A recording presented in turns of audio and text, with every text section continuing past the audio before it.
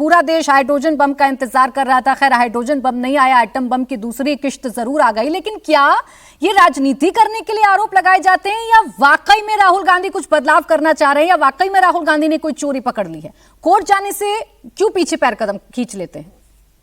Thank you Prachi जी, आपके साथ show में मुझे शिरकत करने का मौका मिल रहा है। मैं आपका लास्ट सवाल का जवाब थोड़ा सरकास्टिकली देते हुए सारे सबूतों का, कोर्ट जाने से क्यों रुक जाते राहुल गांधी जी? क्योंकि कोर्ट जाते ना, मद्रास हाई कोर्ट में आपने देखा ना, एक फेको फर्जी आदमी गया। उसके पहले महाराष्ट्र के बॉम्बे हाई कोर्ट में आपने देखा ना किस तरह से फेक पिटीशन लगाया गया। और उस फेक पिटीशन में, मद्रास हाई कोर्ट की उस पिटीशन में, मैं बड़े जिम्मेदारी से कर रहा हूं, किसने पिटीशन लगाया, क्या आरोप लगाया, न्यूज़पेपर से आरोप लगाता, सारे ऊपर राहुल गांधी की तस्वीर आ जाती। कौन है वो व्यक्ति? बॉम्बे हाईकोर्ट में कौन गया था? वो कांग्रेस का पिटीशन था ही नहीं। और जो एक्चुअल पिटीशन है, रोहन भाई बिल्कुल सही कहते कि कांग्रेस के जो लोग हारे वो पिटीशन क्यों नहीं डालते कोर्ट के अंदर। बॉम्बे हाईकोर्ट में 90 पिटीशन गए हुए विधायकों के जो हार गए पिटीशन, उसमें से 11 पिटीशन, प्राची जी नेशनल टीवी पे कह रहा हूं, मेरे ऑफिस में बने 11 कांग्रेस के विधायक जो हार गए। आज तक वो पिटीशन बोर्ड पे नहीं आया, और एक फर्जी आदमी का पिटीशन आ जाता है, बॉम्बे हाईकोर्ट उसको डिसमिस कर देता है। वो हम आज के मुद्दे पर आते प्लीज, जो विजय लक्ष्मी जी कवर कर रही थी। सारी चीज मान लिया आपकी, राहुल गांधी गलत कह रहे, राहुल गांधी झूठ बोल रहे, राहुल गांधी गलत है इस देश के लिए। भैया मुझे बताइए, 4 बजे वोट कैसे डिलीट हो रहे? वो नंबर कहां से आ रहा है? वो सॉफ्टवेयर द्वारा नंबर 1 ही कैसे डिलीट हो रहा? 2018 में पहला नाम ही कैसे डिलीट हो रहा? और जो व्यक्ति नाम डिलीट कर रहा है उसे पता ही नहीं मैं नाम डिलीट कर रहा हूं। ये कैसा कोइंसिडेंस है प्राची जी? जब भी मैं आपके साथ आता हूं, आदित्य श्रीवास्तव जी, जहां चुनाव होने वाले उसके पहले उनका नाम वहां जुड़ जाता है, पर आदित्य जी ने वोट नहीं दिया। जहां पर फायदा होता है वहां नाम डिलीट हो जाता है, पर जो नाम डिलीट करते हैं वो बेचारे को पता ही नहीं नाम डिलीट। तो वो सामने आकर कह रहे, वो मैडम सामने आके कह रही कि मुझे नहीं पता कैसे मेरे नाम से डिलीट हो रहा। ओटीपी, अच्छा आप कहते हो सबूत हो, रोहन भाई बिल्कुल सही कह रहे, सबूत हो। सीआईडी पत्र लिख रही है, हमें ओटीपी, हमें बाकी सारे डिटेल्स दे दो, इलेक्शन कमीशन नहीं दे रहा। आप दीजिए ना, आप प्राची जी के शो पे आकर कीजिए राहुल जी को एक्सपोज, क्यों नहीं कर रहे? फिर आप कहते हैं एफिडेविट क्यों नहीं देता? 2022 में अखिलेश यादव ने एफिडेविट दिया कि भैया ये हमारे साथ गलत हुआ, उसका आज तक जवाब नहीं दिया 2022 का इलेक्शन कमीशन। क्या इलेक्शन कमीशन को सिर्फ इस तरह से घमंड से बात करना चाहिए या उनको जवाब देना चाहिए? क्या सीआईडी से उनको कोऑपरेट करना चाहिए या नहीं करना चाहिए? मैं ये सवाल आपके सामने, जनता के सामने रखना चाहिए। देखिए, लेकिन तहसीन जी, कांग्रेस के बूथ को टारगेट किया जा रहा है, कांग्रेस के वोटर्स को टारगेट किया जा रहा है, दलित आदिवासी माइनॉरिटीज को टारगेट किया जा रहा है, जानबूझकर उनके वोट डिलीट किए जा रहे हैं। और नेता विपक्ष जो इस चोरी को पकड़ रहे हैं, आरोप लगाएंगे, लेकिन इस चोरी पर कार्रवाई हो इसके लिए कोई कदम नहीं उठाएंगे। कार्रवाई तो शुरू हुई ना, इतनी गंभीरता तो दिखानी होगी ना। अगर आपके पास इतने सारे सबूत जो आप पब्लिक डोमेन में रख रहे हैं और युवाओं से आप आह्वान कर रहे हैं और कह रहे हैं कि ये एजेंसियों को खुद तय करना होगा, अगर एजेंसियां तय नहीं कर रही तो नेता विपक्ष की जिम्मेदारी क्या है? तहसीन जी, मैम बहुत अच्छा सवाल आपने पूछा। एजेंसी कर्नाटका सीआईडी ने इन्वेस्टिगेशन शुरू किया। मैं तभी कोर्ट जाऊंगा जब मेरे पास उसके और प्रमाण हो गए। सीआईडी के साथ इलेक्शन कमीशन कोऑपरेट नहीं कर रहा। मैं कह रहा हूं सब अबाव बोर्ड है, राहुल गांधी झूठ बोल रहे हैं। चलो मान लेता, आपकी बात से मैं शुरू करता हूं, रोहन भाई से मान लो। तो भाई वो ओटीपी का आप ट्रेस दे दीजिए ना। आप बताइए ना कि वो मैडम ने ही किया है, वो वीपीएन उन्हीं के घर का है, छोटा सा जवाब आज के आईपी एड्रेस उन्हीं का है। बता दीजिए राहुल गांधी अगर झूठ भी बोल रहे हैं तो राहुल गांधी को आप झूठ बोलने क्यों देते हैं? कभी एटम बम, कभी एटम बम पार्ट 2, और अब हाइड्रोजन बम भी आएगा कुछ ही दिनों में देश में। क्यों करते हैं आप? अरे पर प्राची जी, ये सारे बम तो तथाकथित बम है ना, वो फूटने तो चाहिए, फूस क्यों हो जाते हैं? अभी तक तो सारे बम फूस हुए हैं।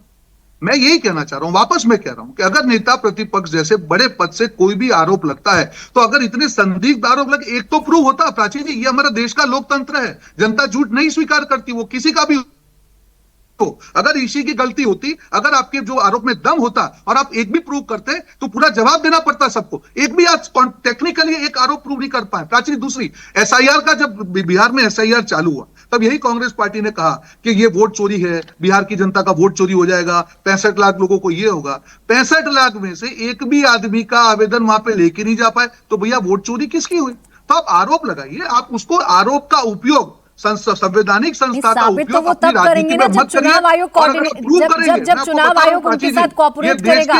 रोहन गुप्ता जी, 18 महीने में 18 लेटर लिखे हैं सीआईडी ने, और बार बार ये कहा है कि हमें ओटीपीज बता दीजिए, हमें बता दीजिए वो नंबर कहाँ रजिस्टर्ड है। बताए चुनाव आयोग। दिसंबर 2024 महाराष्ट्र चुनाव के बाद में कांग्रेस पार्टी ने जितने भी आरोप लगाए उसका डिटेल्ड आंसर, उसकी कॉपी मेरे पास में है। उसके बाद में क्यों कांग्रेस पार्टी ने, अगर उसका जवाब उनको लगा कि गलत है, तो क्यों कांग्रेस पार्टी ने उसके ऊपर कोई भी कार्रवाई नहीं की, नंबर 1। क्यों चुनाव आयोग के पास कांग्रेस पार्टी नहीं गई, नंबर 2। उसके बाद चुनाव आयोग का जवाब नहीं मिला तो क्यों कोर्ट के दरवाजे पे नहीं गई, 3। पत्थर मार के आप भाग नहीं सकते हैं। आप जिम्मेदार अगर हैं, विपक्ष के नेता हैं, तो आपको अपना आरोप घनश्याम तिवारी जी, पत्थर मार के भाग नहीं सकते हैं। अगर चोरी हो रही है और आप पकड़ रहे हैं तो आपकी जिम्मेदारी यह भी है कि आप चोर को पकड़कर सलाखों के पीछे पहुंचाएं। नमस्कार प्राची जी, आपको, दर्शकों को और को पैनलिस्ट को 3 बातें अहम हैं। अगर चोरी हो रही है, चोर को सलाखों के पीछे पहुंचाएं। चोर कौन है? इस उदाहरण में चोर कौन है, किसके ऊपर आरोप लगाया है? मुख्य चुनाव आयुक्त। अगर मुख्य चुनाव आयुक्त को चोर होने का आरोप लगा है तो उस चोर को चुना किसने है? देश के प्रधानमंत्री ने चुना है, देश के गृह मंत्री ने चुना है, सुप्रीम कोर्ट के उस सोच की अवहेलना करके चुना है जहां पर उसमें सीजीआई का भी हिस्सा होना था। तो अगर देश के प्रधानमंत्री और देश के गृह मंत्री ने चुन लिया है कि इस देश के सबसे गरीब व्यक्ति, जो प्रधानमंत्री भारत के सबसे अमीर आदमी को अपनी जेब में रख करके अपनी गरीबी की मार्केटिंग 11 साल से कर रहा है, उनके प्रवक्ता यहां कह रहे हैं कि झूठ कौन बोलता है? जो प्रधानमंत्री ने पिछले 11 साल में 1 साल ऐसा नहीं या 1 महीना ऐसा नहीं बीता हो जहां भी जनता से झूठ कोई ना बोला हो, वो प्रधानमंत्री चोर को पकड़ेगा, वो गृह मंत्री चोर को पकड़ेगा। और जहां तक चुनाव आयुक्त की बात है, जब चुनाव आयुक्त ने प्रेस कॉन्फ्रेंस की और कहा कि विपक्षी पार्टियां आवेदन दें, उसके तुरंत बाद हमारे राष्ट्रीय अध्यक्ष अखिलेश यादव जी ने कहा 18,000, 1-2 नहीं, 18,000 आवेदन 2022 में समाजवादी पार्टी ने दिए थे। कितने जवाब दिए? तो अगर पूरा कुनबा ही चोरी का हो, ये गिरोह है, चोर नहीं है, ये गिरोह है। ये गिरोह देश के सबसे अमीर लोगों की मदद करता है, देश के सबसे गरीब लोगों का नाम काटता है। ये गिरोह सॉफ्टवेयर का इस्तेमाल करता है, किसका नाम रहेगा किसका नाम नहीं रहेगा तय करता है। ये गिरोह जब महाराष्ट्र में पहली बार सरकार बनती है तो उसे खोखे सरकार कहा जाता है।